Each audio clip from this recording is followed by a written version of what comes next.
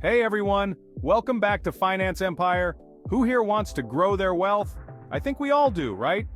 But the truth is, a lot of people make costly mistakes when it comes to investing, especially when they're just starting out. Today, we're diving into the most common investing mistakes and, more importantly, how to avoid them. We're talking about practical tips and strategies you can use right now to make smarter decisions with your money.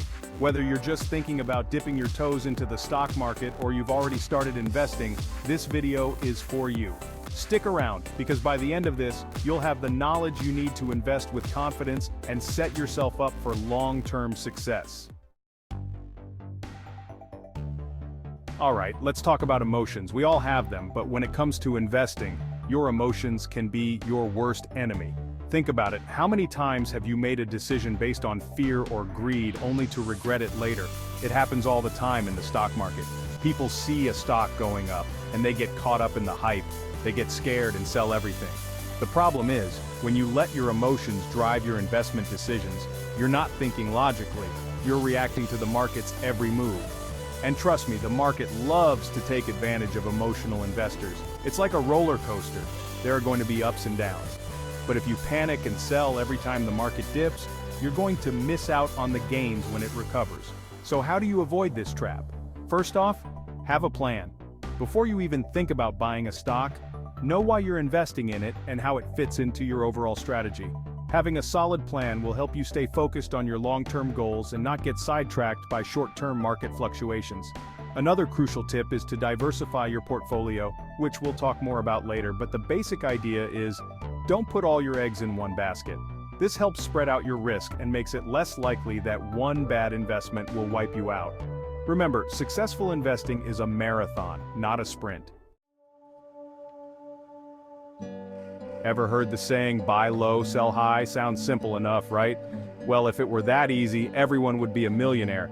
The truth is, trying to time the market, predicting when to buy low and sell high is incredibly difficult, even for the pros. Think about it.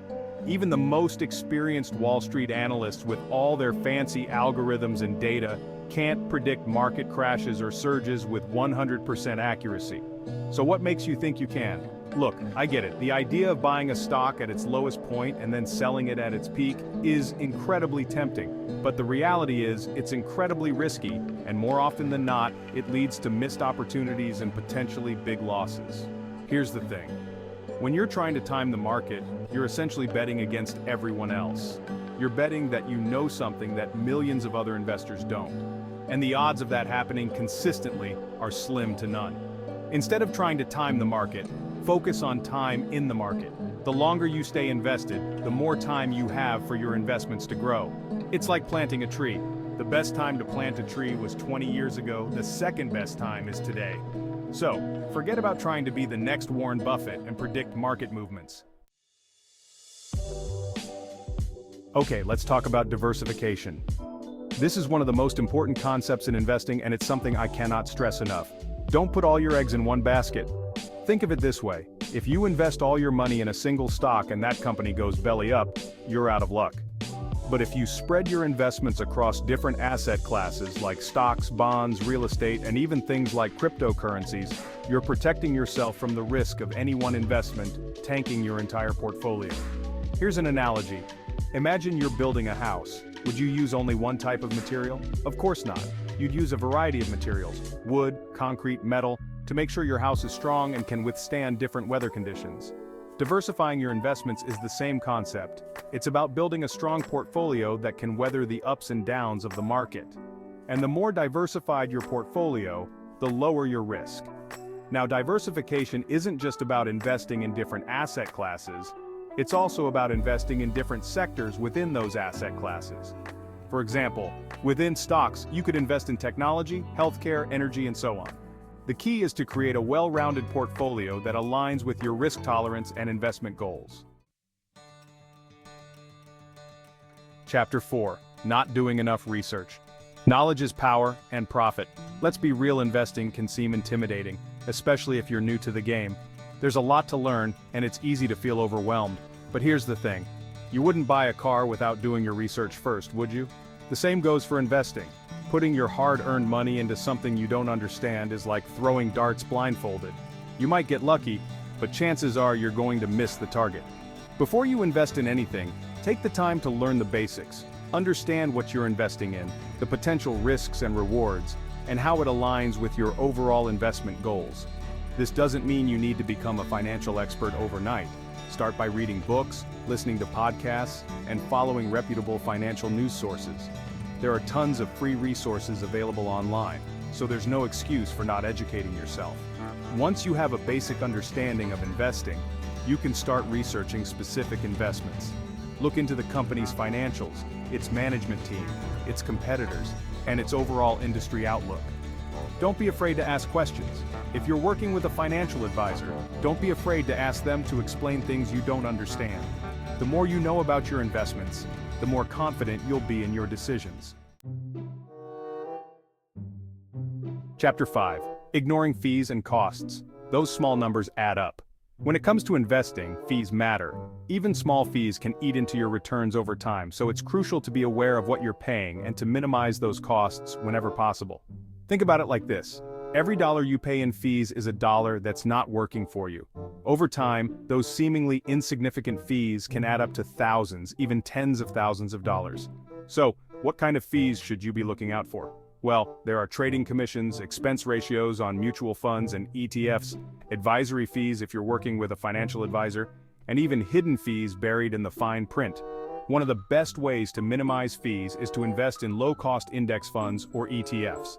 These funds track a specific market index like the S&P 500, and typically have much lower expense ratios than actively managed funds. Another tip is to be mindful of trading commissions. If you're constantly buying and selling stocks, those commissions can add up quickly. Consider using a commission-free brokerage or limiting your trades to reduce these costs. If you're working with a financial advisor, make sure you understand their fee structure. Remember, every penny you save on fees is a penny you get to keep. Chapter 6. Not rebalancing your portfolio. Stay on track for the long haul. Remember when we talked about diversification? Well, rebalancing is like the maintenance you do to keep your portfolio running smoothly.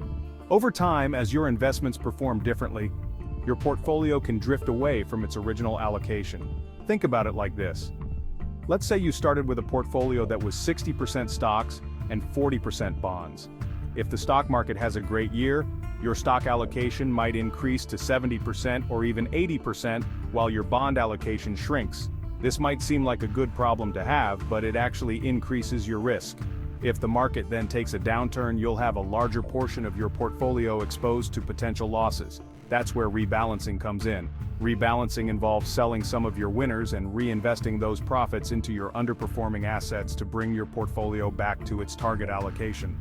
Most financial experts recommend rebalancing once or twice a year, or whenever your asset allocation drifts significantly from your target. Rebalancing might seem counterintuitive. After all, you're selling some of your winners. Chapter 7.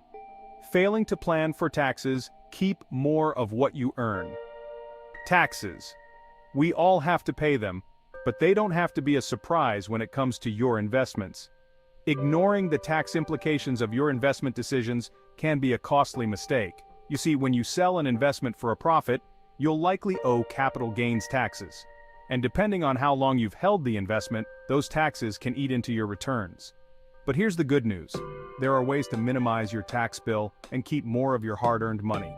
One strategy is to hold your investments for longer than a year to qualify for the more favorable, long-term capital gains tax rates.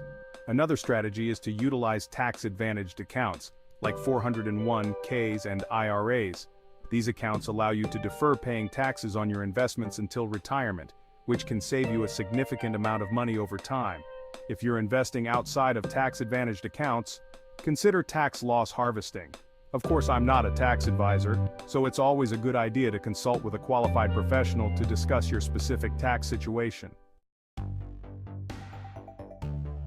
Invest smart, avoid mistakes, grow your wealth. Investing is a powerful way to grow your wealth and achieve your financial dreams. But like anything worthwhile, it comes with its share of potential pitfalls. By avoiding these common investing mistakes, letting your emotions get the best of you, trying to time the market, Neglecting diversification, not doing your research, ignoring fees, forgetting to rebalance, and overlooking taxes, you can significantly increase your chances of success. Thanks for watching.